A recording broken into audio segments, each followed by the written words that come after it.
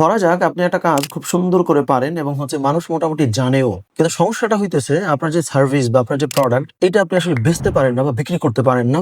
এখন ধরেন ব্র্যান্ডিং এর ভাষায় যেই বিষয়গুলো বলা হয় যে আপনি একটা জিনিস বানাইতেছেন, মানুষ জানতেছে, সব ঠিক আছে। কিন্তু যেই একটা কারণে আপনার আসলে সেলটা হচ্ছে না বা কিনতে পারছেন বিক্রি করতে পারছেন না, সেটা হইতেছে কমিউনিকেশনের যে সর্বশেষ ধাপ সেটা হচ্ছে ইনফ্লুয়েন্স করা। ওই জায়গাটাতে আপনি হয়তো মিস করতেছি। দেখেন আপনি একটা জিনিস খুব সুন্দর করে বানিয়েছেন, মানুষকে মোটামুটি জানাইছেনও, নেটওয়ার্কিং খুব ভালো করে করতে পেরেছেন, কিন্তু লাস্ট যে ধাপ অন্যকে ইনফ্লুয়েন্স করা, এইভাবে আপনি হয়তো অনেক ক্ষেত্রেই ওই জিনিসটা উপস্থাপন করতে পারি না বা প্রেজেন্ট করতে পারি না।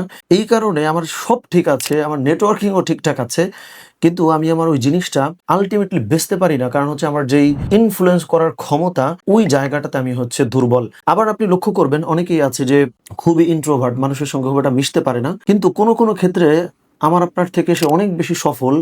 কারণ ইন্ট্রোভার্ট মানুষের একটা ভালো অভ্যাস হচ্ছে, যখন সে যেহেতু সে বেশি মানুষের সাথে কথাবার্তা বলতে পারে না, ফলে যদি একজনের সঙ্গে সে মেশে, তার সাথে রিলেশনশিপটা অনেক ডেপথে নিয়ে যাইতে পারে। ফলে সে কিন্তু খুব ইজিলি তার ইনফ্লুয়েন্স করে তার কোনো একটা কিছু হয় বিক্রি করে দিল, বা তার একটা কিছু করার স্বপ্ন ছিল অনেকদিন ধরে, সেটা করিয়ে ফেলতে পেরেছে। ফলে আপনি অনেকের সাথে মিশতে পারেন, সেটা একটা জিনিস। আর একটা হলো মেশার পরে কতখানি ইনফ্লুয়েন্স করতে পারেন তার সিদ্ধান্তের ক্ষেত্রে, ওইটা কিন্তু একটা ডিফারেন্ট জিনিস, যেটা অনেক ইন্ট্রোভার্ট মানুষও পারে। যে আমি কম মানুষের সাথে মিশবো, কিন্তু আমার সম্পর্কটা অনেক ডেপথে নিয়ে যেতে পারবো, তাইলে আমি যেটা বিক্রি করতে চাই সেটা বিক্রি করতে পারবো, বা আমি যেটা করাইতে চাই সেটা করাইতে পারবো। সো এইটাই ফাইনালি আমি যেটা বলতে চাইলাম, কমিউনিকেশন একটা খুব গুরুত্বপূর্ণ জিনিস হইতেছে, আমি ইনফ্লুয়েন্স করতে পারছি কতখানি, ওইটা এটা ডিফাইন করে দিবে আমি আসলেই সফল হবো কিনা, বা আমি যেটা করতে চাই সেটা আসলেই আমি করতে পারবো কিনা।